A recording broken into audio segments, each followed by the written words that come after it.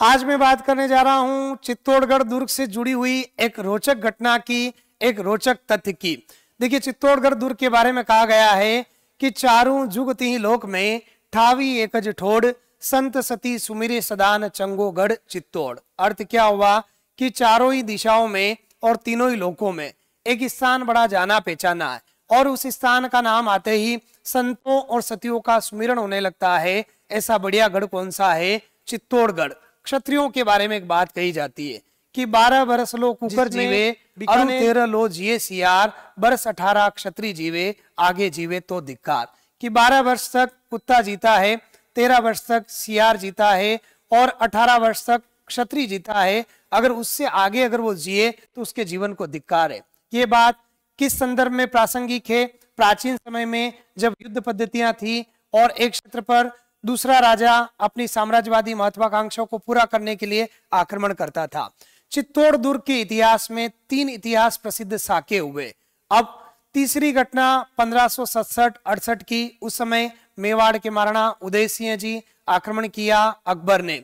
अब देखिए, राजस्थानी में एक दोहा है कि करता तोले तागड़ी, सगरा कर्म कर्म, सो सुकृतिक पालड़े, एको श्याम धर्म। कि अगर विधाता हमारे 100 अच्छे बुरे कर्मों का हिसाब करने के लिए बैठे, एक तरफ 100 अच्छे कर्म रख लो, दूसरी तरफ स्वामी भक्ति का धर्म रख लो, पलड़ा किसका भारी होगा? स्वामी भक्ति के धर्म का। उस समय दुर्ग की रक्षा का भार जयमल और पत्ता के पास सुरक्षित था। अब अकबर को इस बात का अच्छे से पता था कि मैं बल से चित्तौड़गढ़ के किले को नहीं जीत सकता। तो उन्होंने क्या किया? छल करने का प्रयास किया। टोडरमल को भेजा कि आप कैसे भी करके जयमल को मना ले और चित्तौड़ के किले पर हम सहज रूप से अधिकार कर ले।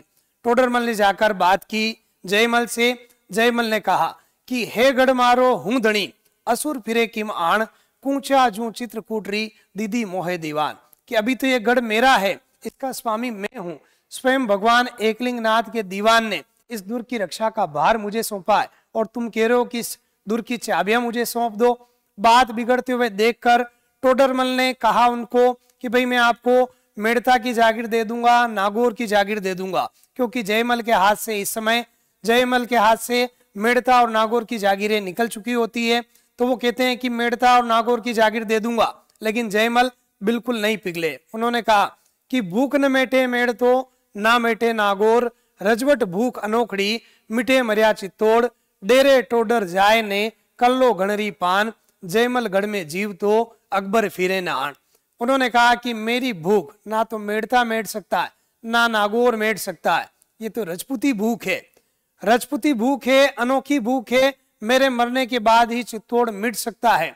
अगर तुम में हिम्मत है तो डेरे टोडर जाए ने कर लो गणरी पान, युद्ध की तैयारी करो, अपने स्थान पर जाओ, छल का प्रयोग मत करो, और जब तक मैं जिंदा हूं तब तक अकबर को इस दुर्ग में नहीं आने दूंगा। और ऐसा कहते हैं कि नाना गीगा गीगली, जामन कामन गे, बड़बाड़िया निज हाथसू, कर्तव्य ऊंचो ने। उन योद्धाओं ने अपने हाथों से छोटे छोटे बच्चों को, बच्चियों को, अपनी माताओं को, बहनों को आग के हवाले किया, क्योंकि राजस्थानी में कहा गया कि बलहट बंका देवड़ा, कर्तव्य बंका गोड़, हाड़ा बंका गढ़मेन, रण बंका राठौड़। कि कर्तव्य में राजपूत हमेशा आगे रहे। उन्होंने स्नेह से ज्यादा ऊपर किसको रखा? अपने कर्तव्य को रखा।